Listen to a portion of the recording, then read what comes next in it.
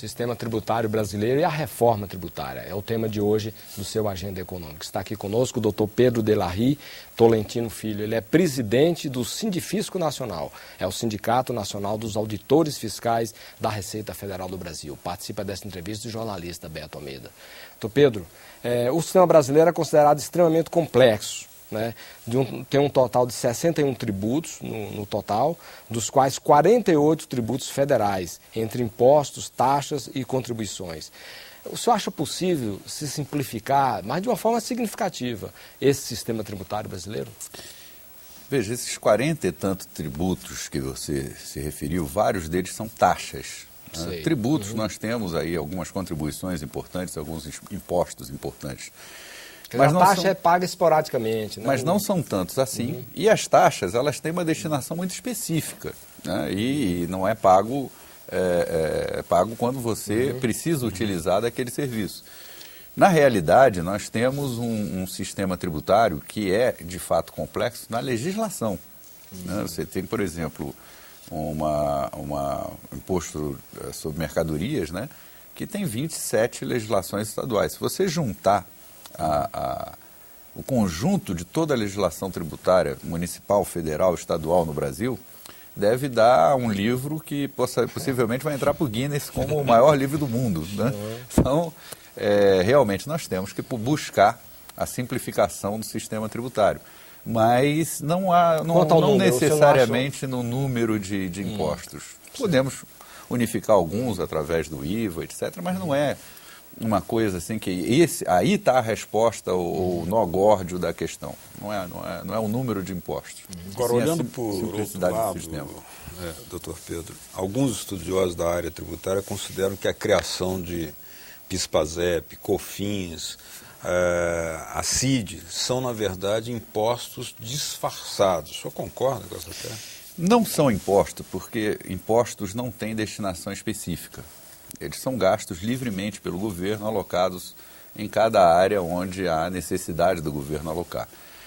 As contribuições não, elas são destinadas à Seguridade Social. Elas têm uma destinação que é a Seguridade Social, podendo 20% desse montante ser desvinculado através da DRU, né, que pode pegar 20% do montante das contribuições e alocar como se fossem impostos sem destinação específica. Mas 80% do produto das contribuições, ela tem uma destinação específica, que é a saúde, a seguridade, a assistência social.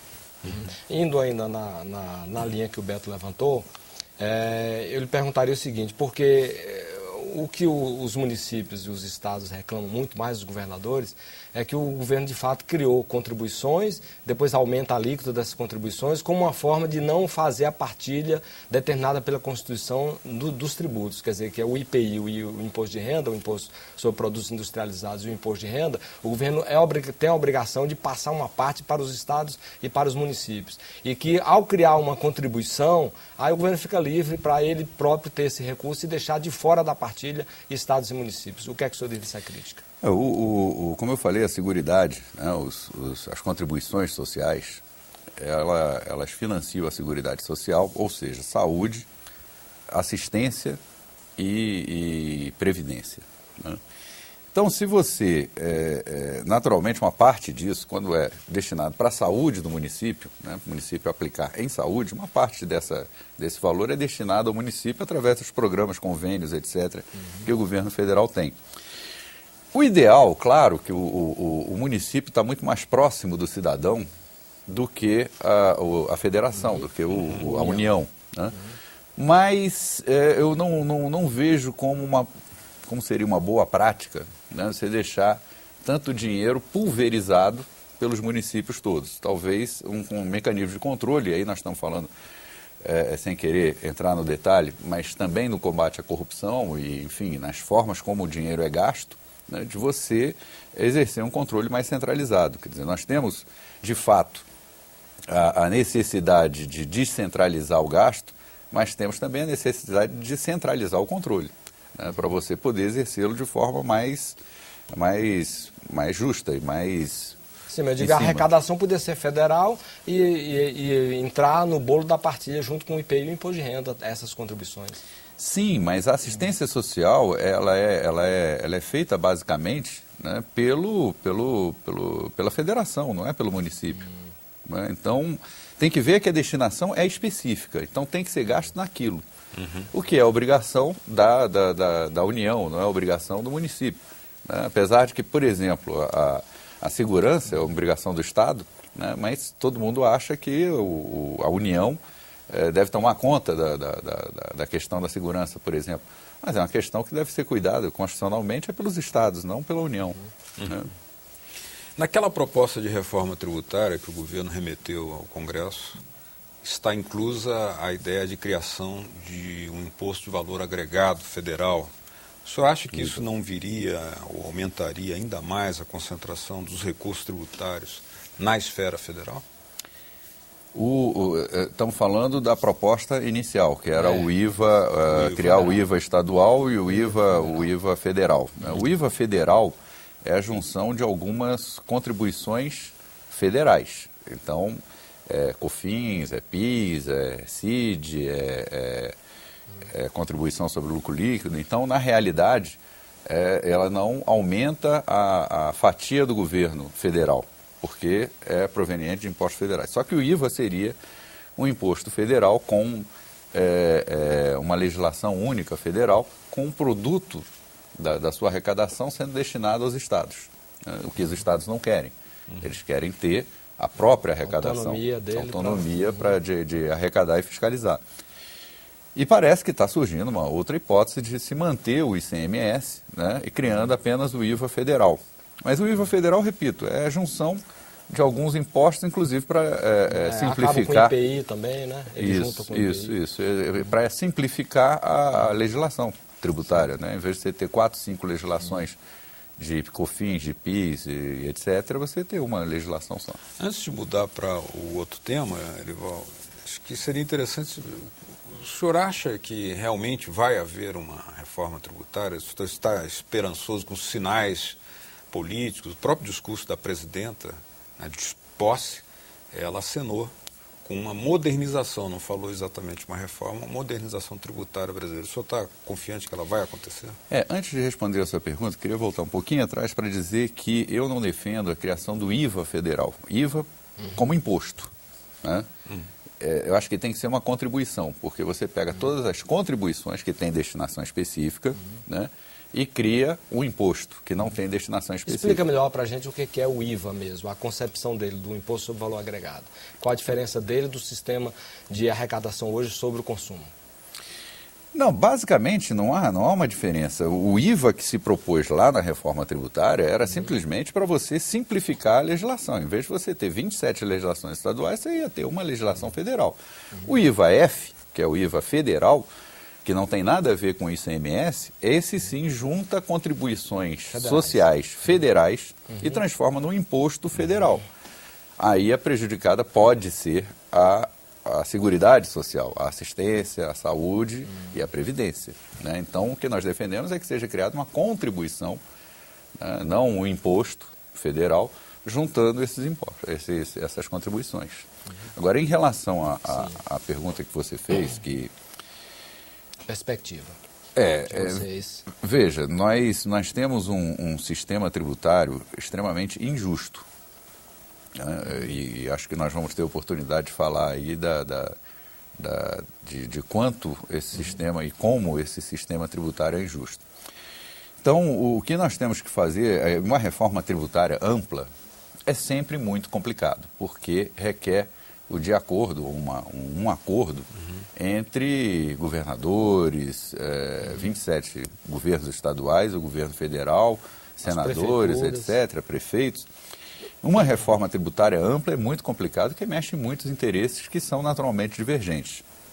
Agora, acho que uma reforma pontual, uma reforma inteligente, uma reforma, e principalmente nós temos um estudo que nós apresentamos, inclusive, para os candidatos a presidente na ocasião, que ele traz medidas de simplificação e de melhoria da distribuição do sistema tributário, através, inclusive, de reformas infraconstitucionais. Para você mexer na Constituição, você precisa ter um grande consenso. Agora, para você mexer numa lei ordinária, você só precisa da maioria simples das duas casas, né? Então, e tem várias coisas que nós poderíamos melhorar o sistema tributário e a distribuição de renda do país através de medidas que não mexem na Constituição. Por exemplo? Por exemplo, nós temos, foi criado em 96, eu falei anteriormente que muitas empresas não pagam imposto de renda da pessoa jurídica, né? E em 96 ficou isento a distribuição de do lucro dessas empresas para as pessoas físicas, também está isenta de imposto de renda da pessoa física. Então, o que acontece? O sujeito não paga na pessoa jurídica e não paga na pessoa física. Ele não paga imposto de renda, né? Enquanto isso, um trabalhador assalariado que ganha R$2.000 já é contribuinte do imposto de renda, né? Então, e isso foi modificado por uma lei ordinária em 1996. Quer dizer, nós poderíamos, com isso, arrecadar pelos nossos cálculos, cerca de 16 bilhões de reais por ano, se nós tributássemos essas pessoas, né? Com isso, nós poderíamos desonerar, por exemplo, a presidente fala, e eu acho importante, a energia elétrica do Brasil é muito cara. Há muita incidência de impostos sobre a energia elétrica. Nós poderíamos usar uma parte deles, não para aumentar a carga tributária, simplesmente tributando essas pessoas, mas diminuir a carga tributária que incide, por exemplo, sobre a energia elétrica, né, para diminuir o preço do produto. E a energia elétrica atinge todo mundo. Atinge todo mundo, inclusive pessoas físicas, pessoas jurídicas e o consumidor também, porque afinal ele vai comprar uma mercadoria com que a energia elétrica estava mais barata. Seria muito mais justo. Teoricamente, abaixa o preço da mercadoria. Teoricamente. Se prevalecer essa questão da criação do IVA, ou mesmo que não prevaleça, fique só um novo ICMS, aí revigorado, mais harmonizado com relação aos 27 estados, 27 unidades da federação, como é que o senhor imagina a cobrança desse imposto, o sistema de cobrança? Ele seria na origem ou seria no destino? Qual é o mais correto? Essa é a grande discussão, né, que está sendo feita. Os estados produtores querem que seja na origem. Os estados consumidores querem que seja no destino. O que é que o senhor considera mais justo? Eu acho que o mais justo para efeito de um avanço equânime, eu acredito que seja no destino, porque é lá que está o consumo. Né? Acho que é uma boa solução, melhor do que na origem. Bom, nós temos aqui a questão da harmonia, né? Como harmonizar a legislação do ICMS de modo que não se tenha, na verdade, essas 27 legislações diferentes no Brasil, e sem que cada estado perca, de fato, a sua autonomia tributária. Bom, o ideal é que nós tivéssemos, pelo menos no que é básico e no que evitaria guerra fiscal, etc., uma legislação única, né? Uma legislação federal e que pudesse ser complementada por legislação estadual em aspectos muito específicos. Né? Por exemplo, as alíquotas, porque hoje tem uma variedade enorme de alíquotas, né? Até 17% do ICMS. Como é que se poderia harmonizar essa questão das alíquotas? Eu acho que para equilibrar deveria ser uma única alíquota para todos os estados da federação. Né? Justamente para não haver esse problema de guerra fiscal e de complexidade. Isso acabaria a guerra fiscal. Não seria só isso, né? Teria que ver esse problema da origem, do destino, das alíquotas. São vários problemas que poderiam ser tratados dentro de uma única legislação, no caso federal, e que pudesse ser complementada em seus aspectos específicos, né? Nas suas especificidades dentro dos estados da federação, por legislações estaduais. O que nós não podemos é ter 27 legislações dando tratamento muitas vezes totalmente diferente para uma determinada situação. Numa eventual reforma tributária, doutor Pedro, como é que deveriam ser tratados os tributos municipais, tipo ISS, Imposto sobre Serviço, e IPTU? Bom, o IPTU é um imposto sobre a propriedade. Né? Nós temos hoje no Brasil uma incidência de 3% de impostos em toda a arrecadação tributária, 3% são impostos que incidem sobre a propriedade. Nos países mais desenvolvidos, Alemanha, Estados Unidos, Canadá, isso é mais ou menos 10%. Né? No Brasil... O senhor quer que aumente mais ainda o IPTU? Já não. Eu quero que troque. O IPTU, ele poderia ser progressivo. Né? Não incidir, e isso, de certa forma, em alguns municípios já acontece, não incidir até ser isento para a população mais carente, a população que recebe menos serviço do Estado, e ser muito mais caro para as populações que, por exemplo, moram na orla, à beira-mar e que têm um poder aquisitivo muito maior. Né? Por exemplo, tratando de um tributo estadual, o IPVA. Né? O IPVA é um tributo que ele não incide sobre helicópteros, lanchas, iates, jatinhos. Quer dizer, então como é que incide o IPVA sobre um carro popular e não incide sobre o jatinho do dono da companhia que está voando por cima ou do helicóptero, que é o sujeito... Quer dizer, é uma fonte de arrecadação que é importante, né, para o Estado e que pode ser muito melhor equalizada entre a população de uma forma justa do que hoje é. Né? Chega a ser uma afronta você ir, por exemplo, em Angra dos Reis, ver aqueles iates todos maravilhosos e saber que eles não pagam nada de imposto sobre a propriedade daqueles bens. E o Brasil tem a segunda maior frota de helicópteros particulares do mundo. Né? Quer dizer, eu queria acrescentar uma coisa, que fala do... fora do ar nós falamos sobre o impostômetro. Eu tenho uma proposta, obviamente não é uma brincadeira, mas de botar ao lado do impostômetro, um renunciômetro, para que a população saiba quanto que se renuncia de tributo para o capital e para o mais rico, e se grava o mais pobre. Né? Ao lado do renunciômetro, nós colocaríamos o desconfiômetro.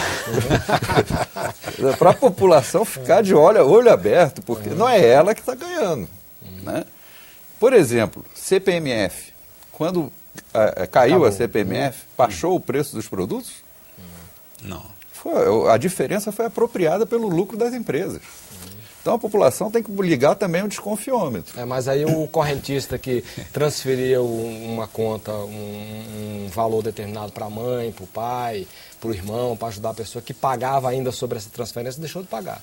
Não estou falando que foi injusto. Eu estou dizendo que na hora porque as empresas falavam que uma boa componente do preço era a CPMF.